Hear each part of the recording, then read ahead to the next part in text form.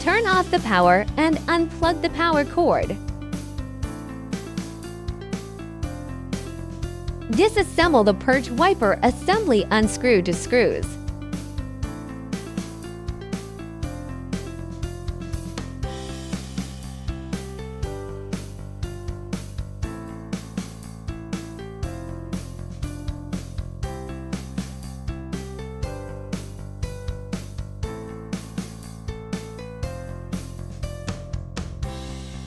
Pull out the old Purge wiper downward. Install the new Purge wiper back onto the bracket.